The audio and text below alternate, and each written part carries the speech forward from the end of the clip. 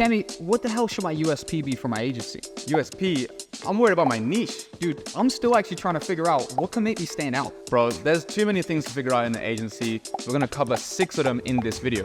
Let's go. Let us begin. 6 problems with running a video production agency. So the first problem is stressing about the niche. Don't worry about that, honestly. Your goal at the beginning should be to pick 2 or 3 niches that you're actually genuinely interested in, and even better, you consume the content of these niches. Jack, do you think we should focus on one niche to grow a successful agency? Because I think we might have some contradicting opinions. One thing I see people do when they start their agency that limits them is they pigeonhole themselves into a niche. When we started our agency, we targeted a kind of broad array of different clients, and our niche naturally emerged into real estate, but that kind of happened accidentally. I think you should pick a niche at the beginning, but allow yourself to find other ones. So if you're at the beginning, it can actually hurt you to just focus on one specific niche. It also block you mentally because you're gonna think that your branding has to be about that one niche that you've chosen. And as Jack said, it's gonna pigeonhole you, and you don't want that, especially at the beginning. 100%, and also there's crossover niches. So if I'm doing content for people in the finance space, I can also go sell a similar product to people in the real estate space or people in the entrepreneurship space. Or the dropshipping space. Or the trading space. Exactly. Also think about this, any sustainable business has multiple revenue streams, and some niches are very seasonal. Like e-commerce, during Christmas times, those businesses are making peas, bro. But during January to March, they're making nothing. So you might not have a lot of work in those times. 100%. I've also seen people who go down the, club videography route or even the festival videography route, and they don't have work till summer. Exactly. You need to have something on the side that could end up becoming a whole different business. Do you also think that you have to build some credibility in a niche before people are going to take you seriously? I think you have to have results. You can't do anything great without showing that you can do it great. You might know this as well. A lot of people come in there like, yeah, I'm just gonna email a bunch of businesses and I'm gonna get people that pay me 5K a month. Yeah. That's not really how it works. You need to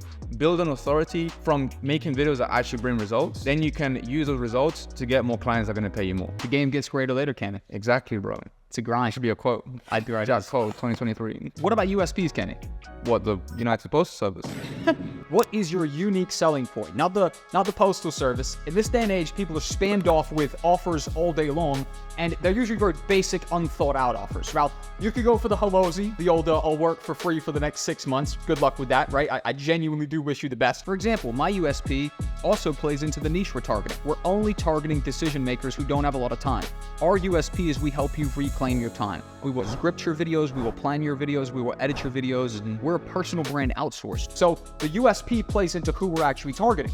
We're hitting 7-figure decision makers who are big boys but don't have a lot of time on their hands. They know content is something they should be doing. They see the Gary V's of the world, the Grant Cardones, the big personal brands of our day blowing up, and they know it's a good strategy, but they simply don't have enough time to actually capitalize on this themselves. All the client has to do, again, who's a 7-figure decision maker who doesn't have a lot of time, is record some videos, send it to us, and we handle everything else. So the offer you bring is that you save them time, so the convenience. Our USP, aka our offer, is that we help you reclaim your time. So I guess my USP in my agency is we create videos at scale.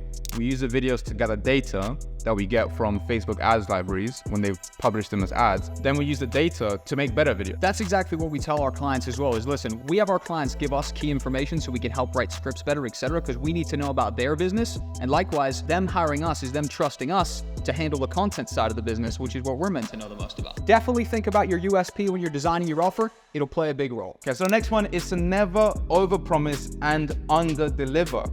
I've lost clients because I said I'm gonna do all these things, and then the first video I do comes out looking a little bit shit. And as a result, it doesn't bring them any results. All right, guys, so I collaborated with Jack to celebrate the fact that I've joined VP+. What do you tell them a little bit more about that? In VP+, Cammy, we teach video editors how to land more clients and make more money by doing what they love. We're basically a complete solution to landing clients online. One thing we found is that a lot of video editors are more on the introverted side, which means naturally, by no fault of their own, they can suck at marketing and sales. Those are different ends of the brain, left brain, right brain activities. Exactly. VP+ bridges that gap for them from case studies of winning formulas to how to start freelancing, all the way down to a 5-hour outreach masterclass, breaking down 20 different places you can outreach with proven examples for conversions. We've got you covered. Yeah, and for just a monthly subscription, you're able to access us directly. We do group calls, there's courses that I have done. And the reason I collaborate with Jack is because he's providing so much value. And as someone who only wants to give value to this community, You know, it only just makes sense. I love it. Welcome to VP Plus. Just do it, bro. Never overpromise and underdeliver. Do the opposite.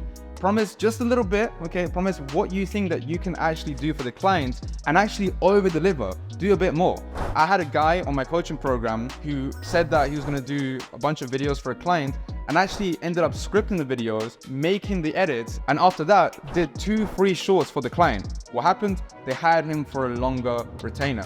What makes you stand out? For me, there are 2 major things that make me stand out: an amazing offer and lots of social proof. In this day and age, right, you've got a lot of people who are drawn to the idea of an agency because they think it's an easy sell. You might be Jordan Belfort, Wolf of Wall Street, the top G, they're the best salesman on earth. Personally, I'm not, which means when I come into a sales call, I need some substance and some real meat for them to bite in to justify the 5, 6, 7, 10K a month retainer that they would want to pay me. That's one thing we do with VP Plus, actually, is we actually help people craft a unique offer, something that's genuinely going to stand out. We also help them with personalization, not having just a basic, boring 3-line script that you send to 100 people. You'd be lucky if one of them even looks at it, let alone responds. Now, the next problem you're going to face in this field is ignoring feedback. Us creators have egos, right, Jack? 100%. Yeah, and it hurts our egos when we get feedback, especially from somebody who actually doesn't know what they're talking about. How dare you tell me my videos are shit? But here's the thing, if a laid person, i.e. somebody who doesn't know anything about filmmaking or video editing or whatever, doesn't like your video, gets bored, listen to them. Because those are the people that actually will probably watch your videos, okay? Not other editors, not other videographers. This is why magicians, when they do magic, they practice with people who don't know anything about magic. Why would they practice with other magicians? It doesn't make any sense. And that's why you should listen to feedback, even though it hurts your little ego. Another problem you might face when building a video production company is lack of personal brand. For me, building a personal brand was a major selling point that backed up that I was really the person who didn't just talk the talk, but also walk the walk. Clients love jumping on a call with me and seeing that, yeah, I've driven client results, but also I'm not just a theorist, I'm a practitioner. I've got a YouTube channel myself.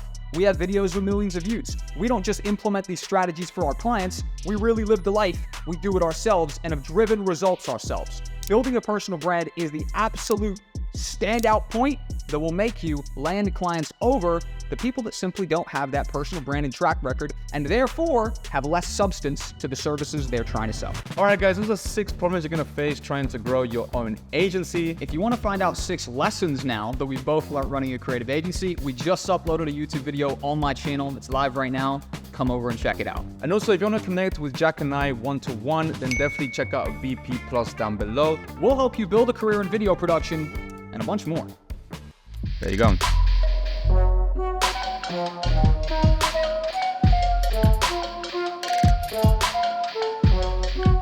Yeah.